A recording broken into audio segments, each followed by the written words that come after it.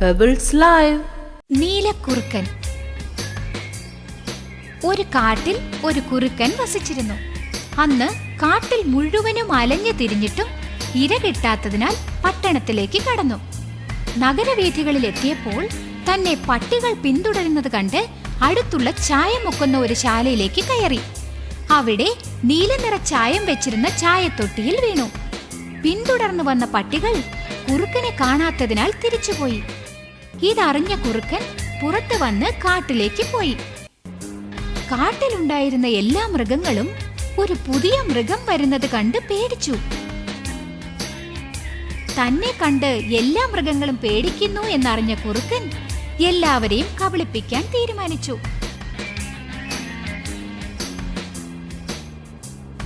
എല്ലാ മൃഗങ്ങളെയും വിളിച്ച്, സുഹൃത്തുക്കളെ, നിങ്ങളെ എല്ലാവരെയും നയിക്കാനായി ദൈവം എന്നെ അയച്ചതാണ്.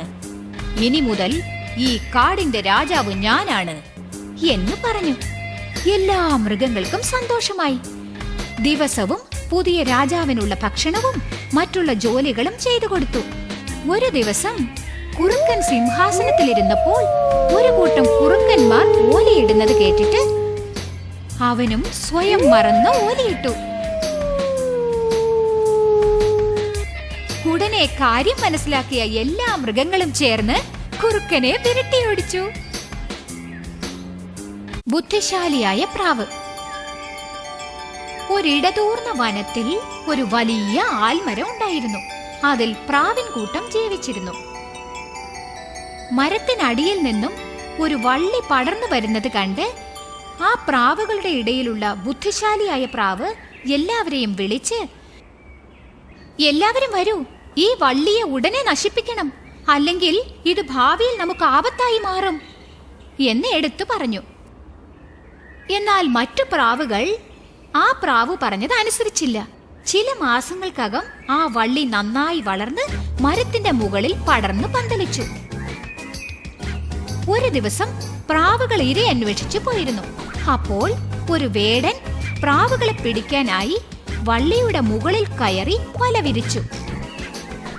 രാത്രി കൂടടഞ്ഞ പ്രാവുകൾ വലയിൽ വീണു.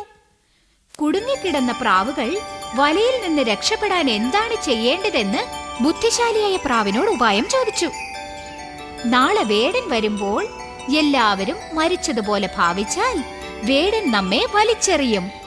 എല്ലാവരെയും വലിച്ചെറിഞ്ഞ ശേഷം നമുക്ക് അവിടെ നിന്ന് പറന്ന് രക്ഷപ്പെടാം എന്നത് പറഞ്ഞു.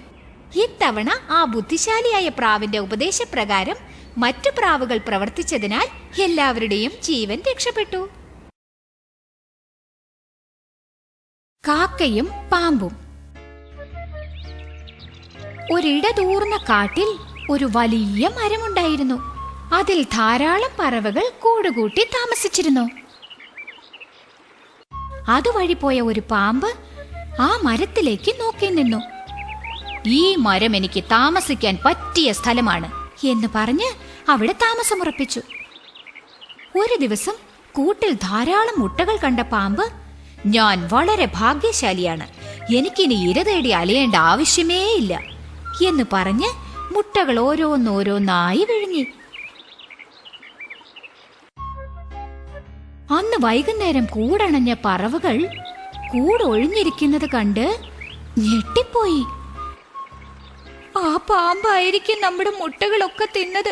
പക്ഷെ നമുക്ക് എന്ത് ചെയ്യാൻ ഒക്കും? പറവകൾ ഒത്തുചേർന്ന് ഒരു പദ്ധതി രൂപീകരിച്ചു. രാജ്ഞി ദിവസവും നീരാടാൻ എത്തുന്ന പൊയ്കയിലെത്തി അവർ അഴിച്ചു വെച്ചിരുന്ന സ്വർണ്ണാഭരണം കൊത്തിയെടുത്ത് പറന്നുപോയ ഒരു കാക്ക സ്വർണ്ണാഭരണം കൂട്ടിനകത്ത് വെച്ചിട്ട് പോയി. കാക്കയെ പിന്തുടർന്നു വന്ന ഭടന്മാർ ആഭരണത്തിനടുത്ത് പാമ്പിരിക്കുന്നത് കണ്ടു. പാമ്പിനെ കൊന്നിട്ട് സ്വർണ്ണാഭരണം എടുത്തുകൊണ്ടുപോയി. അന്നു മുതൽ മുട്ടകൾ സുരക്ഷിതമായി തീർന്നു. പറവകളും ആഹ്ലാദത്തോടെ ജീവിച്ചു. 4 സുഹൃത്തുക്കൾ. മാൻ, കാക്ക, ആമ, എലി എന്നിവർ 4 പേരും സുഹൃത്തുക്കളായിരുന്നു. ഇവരെല്ലാവരും ഒരു മരത്തിൻ ചുവട്ടിൽ ഒന്നിച്ചുകൂടി സംസാരിക്കാറുണ്ടായിരുന്നു. ഒരിക്കൽ ഇതേപോലെ എല്ലാവരും ഒന്നിച്ചുകൂടി. എന്നാൽ മാൻ മാത്രം വന്നതേയില്ല. എല്ലാവരും സങ്കടത്തിലായി. മാനിനെ അന്വേഷിക്കാനായി കാക്കയെ പറഞ്ഞയച്ചു. കാക്ക അങ്ങുമിങ്ങും അന്വേഷിച്ച് ഒടുവിൽ ഒരു വേടന്റെ വലയിൽ കുടുങ്ങി രക്ഷിക്കണേ രക്ഷിക്കണേ എന്ന് മാൻ നിലവിളിക്കുന്നത് കണ്ടു. ഉടനെ തന്റെ മറ്റ് സുഹൃത്തുക്കളോട് ചെന്ന് കാര്യം പറഞ്ഞിട്ട് എലിയെ തന്റെ മുതുകിൽ കയറ്റിക്കൊണ്ട് മാനിന്റെ അടുക്കലേക്ക് ചെന്നു. ആമയും പിന്തുടർന്നു. എലി തന്റെ പല്ലുകൾ കൊണ്ട് വല കടിച്ചു മുറിച്ചു മാനിനെ രക്ഷിച്ചു. ഇത് കണ്ട വേടൻ അവിടേക്ക് ഓടിയെത്തി. കാക്ക, എലി, മാൻ എന്നീ 3 പേരും രക്ഷപ്പെട്ടോടി. എന്നാൽ ആമയ്ക്ക് ഓടാൻ കഴിയാത്തതിനാൽ വേടന്റെ പക്കൽ കുടുങ്ങി. തങ്ങളുടെ മറ്റൊരു സുഹൃത്തിന്റെ പ്രശ്നം പരിഹരിക്കാനായി എല്ലാവരും ഒത്തുചേർന്ന് ഒരു തീരുമാനത്തിലെത്തി. മാൻ ആ വേടന്റെ സമീപം അങ്ങുമിങ്ങും നടന്നു. ഇത് കണ്ട വേടൻ ആമയെ പിടിച്ച സഞ്ചി താഴെയിട്ടിട്ട് മാനിനെ പിടിക്കാൻ പോയി. ഉടനെ എലി ആ സഞ്ചി കടിച്ചു കീറി ആമയെ രക്ഷിച്ചു. മാനും പിടിപെടാതെ രക്ഷപ്പെട്ടു. തിരികെ വന്ന വേടൻ ആമയും രക്ഷപ്പെട്ടു പോയതറിഞ്ഞ് നിരാശനായി നിന്നു. നന്ദിയുള്ള കീരി. ഒരു ഗ്രാമത്തിൽ ഒരു വ്യവസായി തന്റെ ഭാര്യയോടും കുഞ്ഞിനോടുമൊപ്പം താമസിച്ചിരുന്നു. ഒരു ദിവസം വൈകുന്നേരം വീട്ടിലെത്തിയ അയാൾ കയ്യിൽ ഒരു കീരി കുഞ്ഞിനെയും എടുത്തുകൊണ്ടുവന്നു. അതിനെ ഭാര്യയുടെ പക്കൽ ഏൽപ്പിച്ചിട്ട് കുഞ്ഞിനോടൊപ്പം കളിക്കാൻ വേണ്ടി അതിനെ വളർത്തണം എന്ന് പറഞ്ഞു. ഒരു ദിവസം ഭാര്യ കടയിലേക്ക് പോകാൻ ഇറങ്ങി. കുഞ്ഞിനെ കീരിയോടൊപ്പം കളിക്കാൻ അനുവദിക്കാതെ അതിനെ തൊട്ടിലിട്ട് ഉറക്കിയിട്ട് ഭർത്താവിനോട് നോക്കിക്കൊള്ളണം എന്ന് പറഞ്ഞിട്ട് പോയി.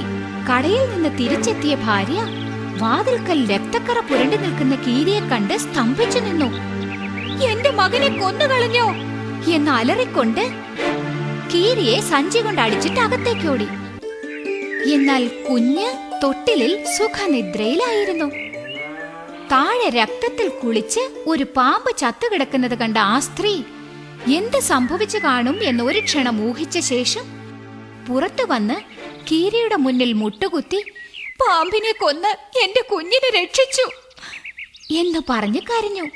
എന്നാൽ ആ കീരി പ്രതികരിച്ചില്ല. കാരണം അത് മരിച്ചിരുന്നു. കുരങ്ങനും മുതലയും. ഒരു നദിക്കരയിൽ ഒരു വലിയ ആപ്പിൾ മരം ഉണ്ടായിരുന്നു. ആ മരത്തിൽ ഒരു കുരങ്ങൻ വസിച്ചിരുന്നു. ഒരു ദിവസം ഒരു മുതല അവിടെ വന്ന് എനിക്ക് വല്ലാതെ വിശക്കുന്നു, പഴം തരുമോ എന്ന് കുരങ്ങനോട് ചോദിച്ച് വാങ്ങിക്കഴിച്ചു. മുതല പുഴയുടെ അക്കരെയുള്ള തന്റെ ഭാര്യയുടെ അടുക്കൽ ചെന്ന് ആ പഴത്തിന്റെ രുചിയെപ്പറ്റി പറഞ്ഞു. അത്യാഗ്രഹിയായ ആ പെൺമുതല പഴത്തിന് അത്രയും രുചിയുണ്ടെങ്കിൽ ആ പഴങ്ങൾ ദിവസവും ഭക്ഷിക്കുന്ന ആ കുരങ്ങിന്റെ ഹൃദയത്തിന് എത്ര മധുരമുണ്ടാവും എന്ന് ചിന്തിച്ച് തന്റെ ഭർത്താവിനോട് ആ കുരങ്ങന്റെ ഹൃദയം എടുത്തുകൊണ്ടുവരാൻ പറഞ്ഞു. തന്റെ ഭാര്യയുടെ പിടിവാശിയെപ്പറ്റി നന്നായി മനസ്സിലാക്കിയിട്ടുള്ള ആൺമുതല വേറെ വഴിയില്ലാതെ കുരങ്ങന്റെ അടുക്കൽ ചെന്നു. കുരങ്ങേ കുരങ്ങേ, എന്റെ ഭാര്യ നിന്നെ വിരുന്നിന് ക്ഷണിച്ചിട്ടുണ്ട് എന്ന് പറഞ്ഞ് കുരങ്ങനെ തന്റെ മുതുകിൽ കയറ്റി യാത്രയായി. സത്യം മറച്ചു വെക്കാനാവാതെ പുഴയുടെ നടുവിൽ വെച്ച് കുരങ്ങനോട് കാര്യം പറഞ്ഞു. പക്ഷേ ബുദ്ധിശാലിയായ കുരങ്ങൻ, സുഹൃത്തേ, നീ ഇതാദ്യം തന്നെ പറഞ്ഞിരുന്നെങ്കിൽ ഞാൻ എന്റെ ഹൃദയം മരത്തിൽ തന്നെ വെച്ചിട്ട് വരില്ലായിരുന്നല്ലോ. ശരി, നമുക്ക് തിരിച്ചു ചെന്ന് എടുത്തുകൊണ്ട് വരാം എന്ന് പറഞ്ഞ് ഇരുവരും തിരികെ മരത്തിനരികിലെത്തി.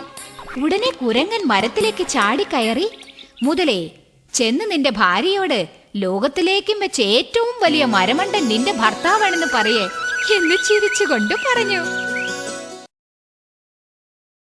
മനോഹരമായ തോണി. തവള, എലി, കോഴിക്കുഞ്ഞ്, ഉറുമ്പ്, വണ്ട് എന്നീ 5 സുഹൃത്തുക്കളും ഒരുമിച്ച് പോവുകയായിരുന്നു.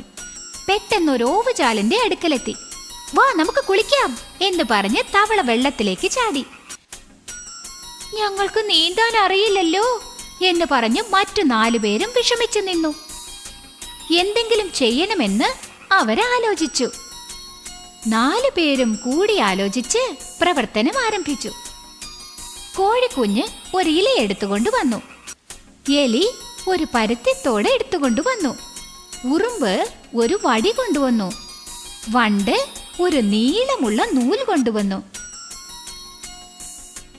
എല്ലാവരും ചേർന്ന് ഒരു തോണിയുണ്ടാക്കി. അത് ഓവുചാലിലേക്ക് ഇട്ട ശേഷം അതിൽ സഞ്ചരിച്ചു. വെള്ളത്തിന് പുറത്തു വന്ന തവള അവരെ കളിയാക്കാൻ തീരുമാനിച്ചു. പക്ഷേ അവരുടെ തോണി വളരെ ദൂരം പോയി കഴിഞ്ഞിരുന്നു.